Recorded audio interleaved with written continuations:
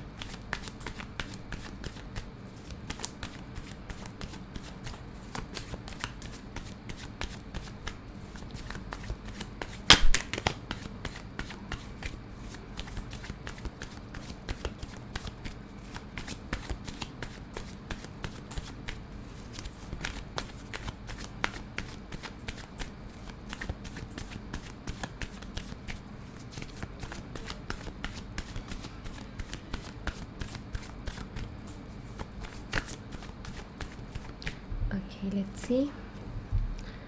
Knight of Swords, Ace of Wands, the Hermit, and we have King of Wands. Okay.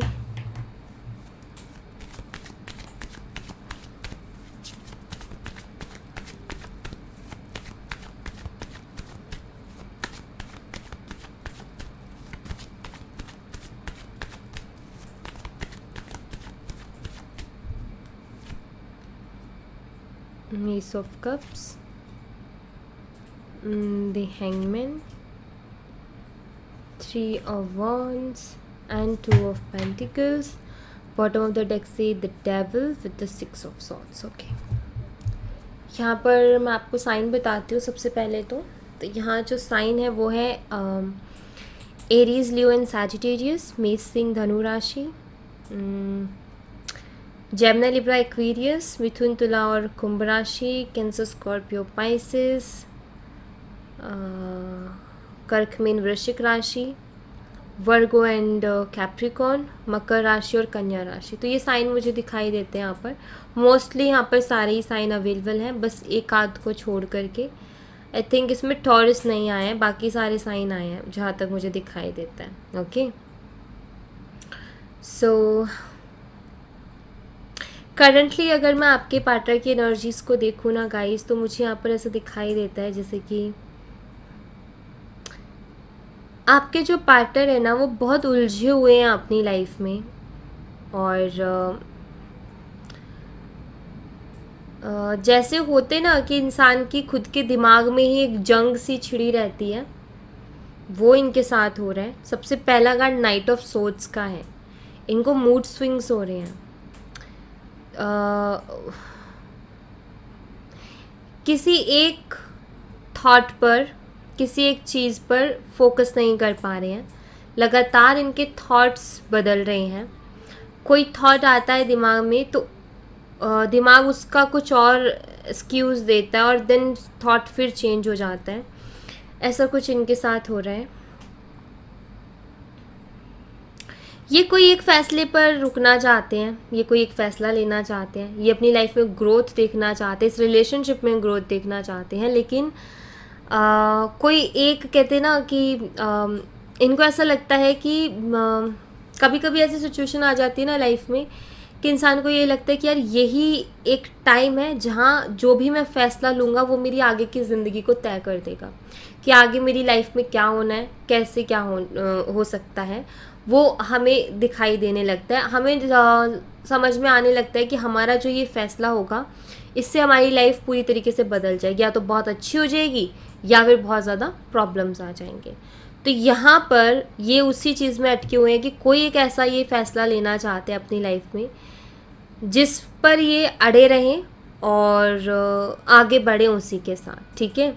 But वो फैसला क्या है वही इनको समझ में नहीं आ रहा, उसी में ये उलझे हुए हैं और वही इनको क्लियरिटी नहीं मिल पा रही है कि क्या इनको करना चाहिए जिससे कि इनकी लाइफ आगे अच्छी हो, ना कि इनको प्रॉब्लम आए। हर कोई इंसान यही सोचता है कि हमारी लाइफ आगे की अच्छी होनी चाहिए, तो ऑफकोर्स वही यहाँ पर मुझे दिखाई देता है। पैशनेट है ये आपके लिए, अट्रैक्शन भी बहुत स्ट्रांग है, बट एक दिमाग लेके चलते हैं। मैं यहाँ पर ऐसे देख रही हूँ, कुछ लोग ऐसे होते हैं जो कि भावनाओं में बह कर के फैसला लेते हैं। कुछ लोग आपने देखे होंगे ऐसे होते हैं जो कि फीलिंग बेस्ड डिसीजंस लेते हैं, लाइक उनकी भावनाओं के आगे वो अड़ जाते हैं, उनको कुछ नहीं दिखाई दे रहा होता बाकी, और बस वो इमोशंस को लेकर के एक बात पर अड़े रहते हैं। लेकिन ये ऐसे शख्स नहीं हैं, ये ऐसे शख्स हैं जो कि चारों कहते हैं ना आंखें खोल के काम करने वाले। तो ये बहुत दिमाग से सोच रहे हैं अभी इस वक्त, आप ये कह सकते हो लॉजिक्स ढूंढ रहे हैं चीज़ों में, ओके। इमोशंस की बात करूँ तो फीलिंग्स इमोशंस हैं, लेकिन जब बात आ जाती है कोई फैसला या डिसीज़न लेने की तो वहाँ इनके फीलिंग इमोशंस नहीं है, फिर वहाँ पर ये दिमाग ही लगाते हैं अपना। तो यहाँ पर हैंगमैन की भी एनर्जी है, तो स्टक हैं अभी, फ्यूचर को लेकर के बहुत सोच रहे हैं, बहुत सारी प्लानिंग्स चल रही हैं। अब ये जो सोचने का टाइम इन्होंने लिया है, ये जिस प्रोसेस पर अभी हैं वो शायद उसमें ये बहुत स्लो है और टाइम बहुत ले रहे हैं।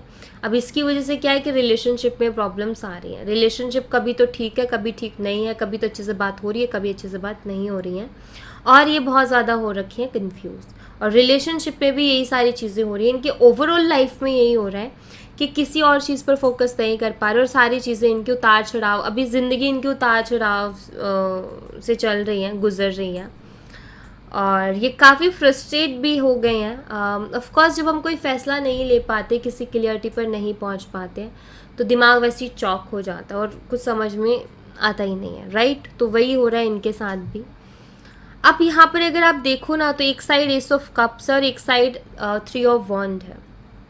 वॉन्ड्स का कार्ड लॉजिकली सोचने को बताता है, वहीं कप्स का कार्ड इमोशनली सोचने को बताता है। बीच में आ गया हैंगमैन। यहाँ पर आपके पार्टनर अटक गए हैं कि इनको इमोशनली सोचूं कि मैं लॉजिकली सोचूं, कैसे सोचूं जिससे कि, या फिर इन दोनों में कैसे बैलेंस बनाऊं जिससे कि मैं एक सही फ़ैसला ले पाऊं और आगे मेरी लाइफ अच्छी चल पाए। तो ये इनको समझ में नहीं आ रहा है, ओके। सो ऐसा कुछ है इनके साथ। अभी आप ये कहोगे कि ठीक है, ये कुछ वो तो देखेंगे, ये करें ना करें, लेकिन ये आए तो बात तो करें। लेकिन इनका ये है कि बात भी तो किसी आधार पर होती है, इंसान की कोई बेस होता है, हम किसी से बात करते हैं। अब ऐसे ही टाइम पास के लिए तो भाई फिर करे जाओ करे जाओ करे जाओ, बट एक आधार होता है, कोई फ्रेंडशिप का आधार लेता है, कोई रिलेशनशिप का लेता है। तो यहाँ पर आधार नहीं है अभी कि इनको करना क्या है। तो आधार तब होगा जब ये क्लियरिटी पर पहुँच जाएंगे, और फिर ये इनका ये कि फिर कोई बात भी करे तो वो अच्छी लगती है, ऐसे ही बात करेंगे तो टाइम पास लगेगा। तो यहाँ पर बस वही आधार ये ढूंढने की कोशिश कर रहे हैं, वही बेस ये ढूंढने की कोशिश कर रहे हैं कि अगर मैं उससे बात भी करूँ, अगर मैं उसको टाइम दूँ, वो मुझे टाइम, तो किस बेस पर, वो बेस क्या है, ओके। तो वो इनकी एनर्जी है। आई थिंक आपको क्लियर हुई होगी कि आपके पार्टनर अभी किस तरीके से सोच रहे हैं। तो आप एक तरीके से कह सकते हो कि अभी आपके पार्टनर बहुत मैच्योरली सोच रहे हैं, ठीक है। मैं इस डेक से देखूंगी।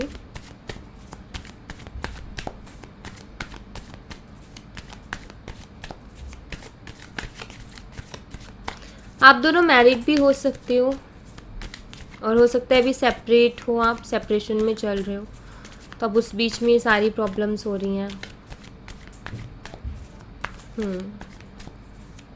आप में से कोई एक शख्स बहुत ज़्यादा स्पिरिचुअल हो सकता है,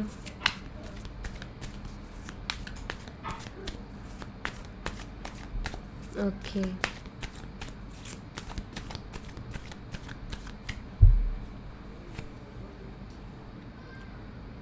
Three of Swords,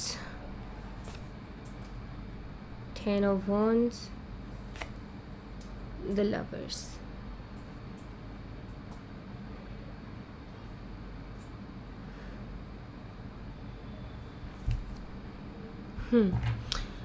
ओके, आपके पार्टनर की इंटेंशन बहुत क्लियर है, ठीक है। हो सकता है कि अभी आपसे बात ना कर रहे हो और ये चीज़ आपको बहुत ज़्यादा हर्ट कर रही होगी कि यार ये शख्स बात क्यों नहीं करता है। बट यहाँ पर मैं आपको एक चीज़ बता दूँ कि आपके पार्टनर किसी भी तरीके का धोखा आपको नहीं देना चाहते हैं। आपके पार्टनर किसी भी तरीके के झांसे में नहीं रखना चाहते हैं। वो आपको क्लियर रखना चाहते हैं। वो आपको क्लियरिटी एक तरीके से देना चाहते हैं। वो ये नहीं चाहते कि अभी तो हम बहुत अच्छा रिलेशनशिप रखें और आगे जाके पता चले कि कुछ नहीं हो रहा है और फिर वो ऐसा ना हो जाए कि लाइक आगे आपको बहुत ज़्यादा हर्ट हो। तो इनका ये है कि क्लियरिटी लेकर के चलो लाइफ में एक, क्योंकि मैं यहाँ पर ऐसे देख रही हूँ कि ये चाहें तो आपसे रोज़ बात कर सकते हैं, ये चाहे तो आपको टाइम दे सकते हैं, चाहे तो एक रिलेशनशिप आपके साथ रख सकते हैं, बहुत अच्छी तरीके से रख सकते हैं, लेकिन इनको टेंशन होती है। ये जब भी आपसे बात करें या जब भी आपसे रिलेशनशिप में लाइक रिलेशनशिप के जैसे कपल ट्रीट करते वैसे एज अ पार्टनर ये ट्रीट करते, इनको टेंशन होती है कि यार मैं इतना टाइम उसको दे रहा हूँ, वो मुझे दे रही है, हम दोनों एक दूसरे को इतना टाइम दे रहे हैं, वो भी इमोशंस अपने लगा रहे हैं, मैं भी लगा रहा हूँ, और जबकि मेरे माइंड में कोई क्लियरिटी नहीं है। तो ये तो एक तरीके से ऐसा हो गया ना कि मैं उसको कुछ कह नहीं रहा, मुझे पता है क्या होना है, क्या दिक्कत आनी है, मैं उसको कुछ कह नहीं रहा, बस उसको वो भी एक उम्मीद पर चल रही है या चल रहा है और मैं भी चल रही हूँ या चल रहा है। तो ऐसे तो कहीं ना कहीं धोखा ही हो गया ना कि सब इंसान सब कुछ जानता है पहले से कि हाँ ये प्रॉब्लम है, लेकिन उसको बोलने की वजह उसका ये कि इसको क्या पता चलना है, अभी थोड़े दिन और चलने देते हैं, ऐसे ही चलने देते हैं, फिर बाद में जाके बोल देंगे। तो ये वो चीज़ नहीं चाहते। तो यहाँ पर एक चीज़ मुझे क्लियर दिखाई दी, इनकी इंटेंशन जो कि बहुत क्लियर है। यहाँ पर ये किसी तरीके का दर्द तकलीफ़ आपको नहीं देना चाहते, बिकॉज़ ये आपसे प्यार करते हैं और ये उसी तरीके से चीज़ों को आगे लेकर के चलना चाहते हैं, सही ढंग से, सही तरीके से। जो एक सही तरीका है ना चीज़ों का चलने का, वैसे ये चलना चाहते हैं। तो इसी वजह से अभी आपको इग्नोरेंस भी देखने को मिलती होगी, इसी वजह से आपसे ज़्यादा बात भी नहीं करते होंगे, क्योंकि अभी ये फैसले पर नहीं है। तो जैसे ही फैसला लेंगे ये आपको भी क्लियर करेंगे। देखो ये आपको भी कुछ तब तक नहीं कह सकते जब तक कि इनको सब कुछ क्लियर ना हो जाए, ठीक है। सो इनको इनका टाइम लेने दो। इनको आप इनका टाइम लेने दोगे तो ये अच्छे से सोच पाएंगे, ठीक है, शांत दिमाग से सोच पाएंगे। अगर आपने इनको इनका टाइम नहीं लेने दिया ये नहीं सोच पाएंगे फिर अच्छे से, ठीक है। तो इनको इनका टाइम लेने दो, ओके। चलो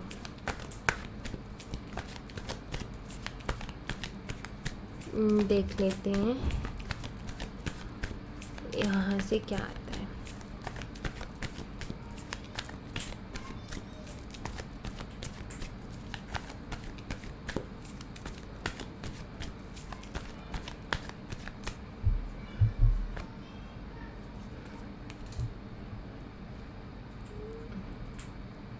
Awakening, work on your connection, conflicts,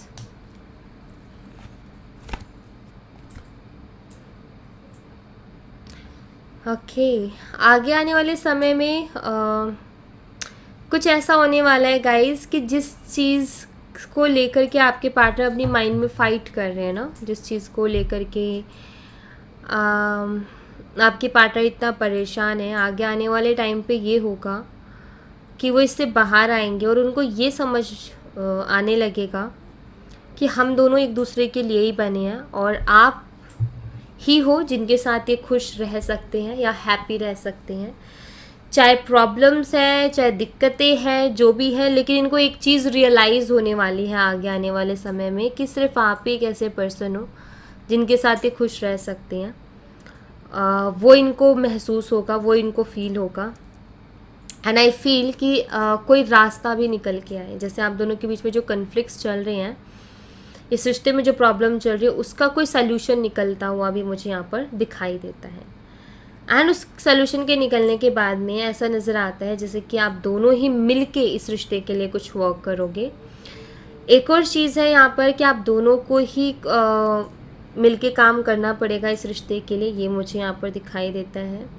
आप दोनों एक दूसरे की स्ट्रेंथ हो, और अगर आप दोनों ने मिल के काम कर लिया तो आप जो भी प्रॉब्लम या चैलेंज है उसको भी सॉल्व कर लोगे। गाइस यहाँ पर थोड़ा सा वेट करो, आपके पार्टनर खुद आकर के अपनी समस्या जो वो महसूस कर रहे हैं, जो बर्डन उनको फील होता है, जो टेंशन उनको हो रही है, वो खुद आके आपसे शेयर करेंगे। जब वो आपसे शेयर करेंगे तो कोई ना कोई इसका रास्ता भी निकलेगा definitely.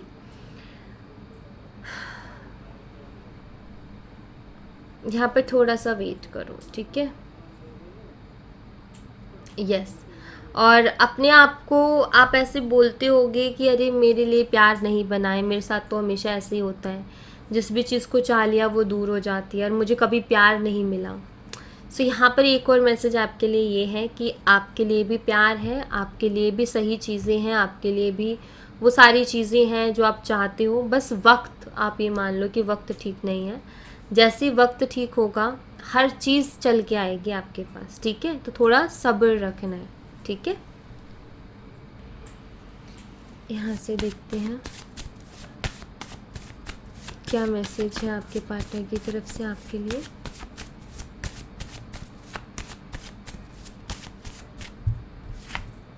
I remember every moment spend with you. आपके साथ बिताया हुआ हर पल इनको याद है और याद आता भी है। If I come please don't reject me. अगर इनका कहना है कि अगर ये वापस आए तो इनको रिजेक्ट ना किया जाए।